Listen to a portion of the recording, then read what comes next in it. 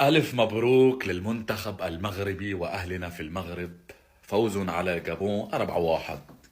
ولكن قد حذركم حكيمي هذا اللاعب المغربي البارع، قال لكم احذروا، نحن لا نمزح.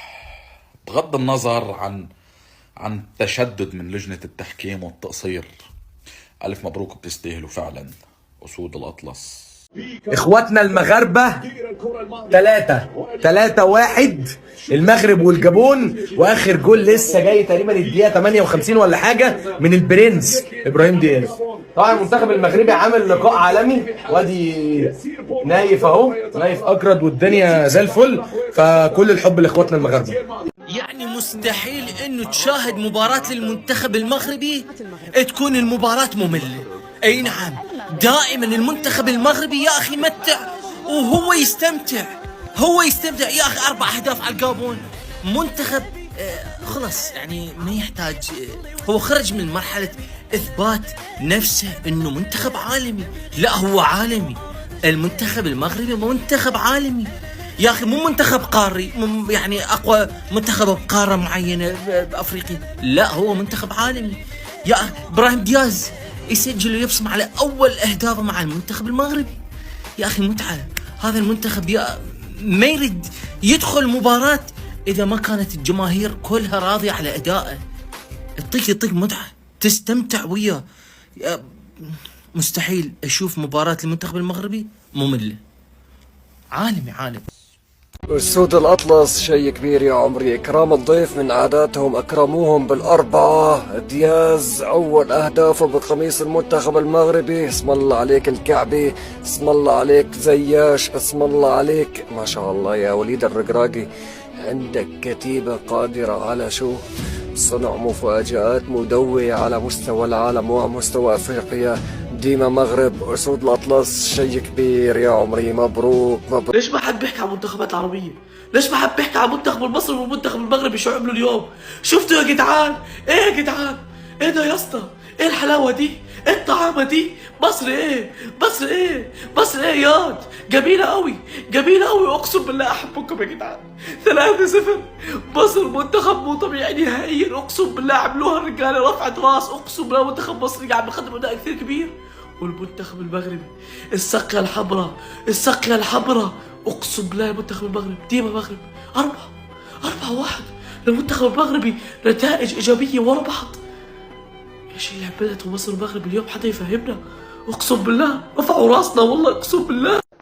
العروندز ديالنا، شوف خا ما يعطوكش بينالتي، انت هو احسن لعيب في العالم. ميسي في ماتو دربله فرقه كتجي قليله، كاين واخا شي ناس كيتعصبوا على صاحبنا اللي دوينا عليه. صاحبنا اللي كندوي عليه راه كان كيجر رجليه في التيره، نتفرجوا نشوفوا في الوسط واش كيجري، كيجريش، كيتحركش، كيدير له ماكا، كيقول له عطيه لهذاك، بيتحرك انت اجي خد كره وسير. شوف المعلم هذا شنو كيدير، كيباسي كره كيتبعها، كيمشي يجيب كره هذا هربان في كره، هذا طايح سنان طايح في كره. منتخب فهمتي بغينا يكون كفريق، كتحس بها منتخب كعائله، كتحس واحد حاقد على واحد. هذاك صاحبنا الكابيتان حاقد على هذا، حيت هذا حس بيه دالو ديك الحب، ديك الجماهيريه داهم له. هذا محبوب عند الله سبحانه وتعالى. الدريز بيكون قلبه ان شاء الله غيمركي. 1.5 مليون مبروك فوز المنتخب المغربي على منتخب الجابون برباعيه، وقبلها المنتخب الاولمبي المغربي على المنتخب المصري بسداسيه، وبنات الجيش الملكي فازوا على الفريق الجزائري برباعيه، وبعدين فازوا على الفريق التونسي بخماسيه. في ايه يا جدعان؟ هو اقل من 3 هيتقال عليكم حاجه وحشه ولا ايه؟ بسم الله ما شاء الله، اللهم لا تقواس، وخمسه وخمسه في عيني قبل ما تكون في عين اي حد.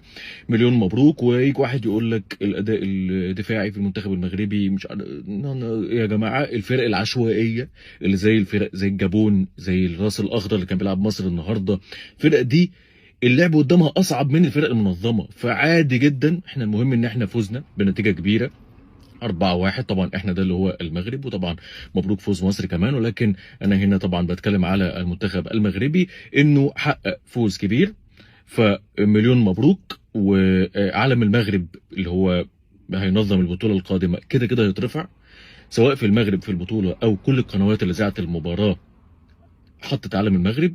اما امبارح في مباراه الجزائر لو ما حطوش علم المغرب زي ما شفنا على الشاشه وداروها وحطوا اللوجو القديم، احنا كده كده هيترفع. يعني مش لو هم ما رفعوش في التلفزيون عندهم كده كده هيترفع، وهم حاضرين المباريات وبيلعبوا على ارض المملكه المغربيه، وممكن يلعبوا في الصحراء المغربيه ويعترفوا بيها والعلم يترفع برضه.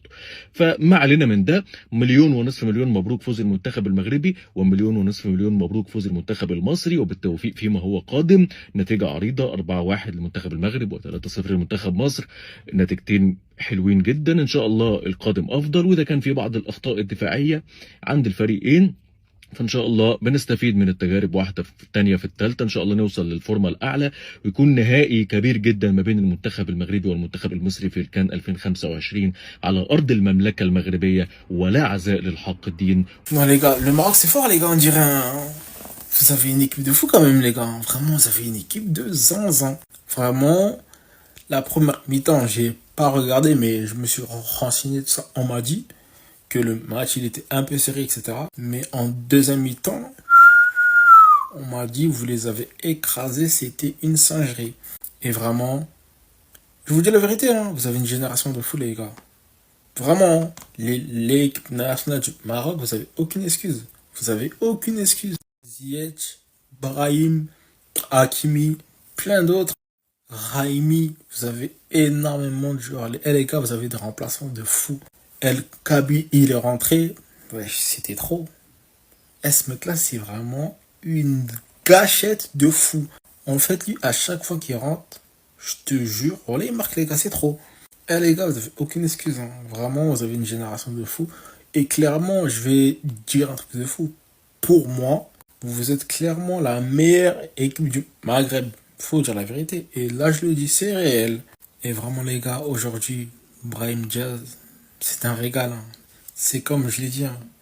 Brahim, les gars, c'est le futur. Clairement, c'est... Faut dire la vérité. Hein.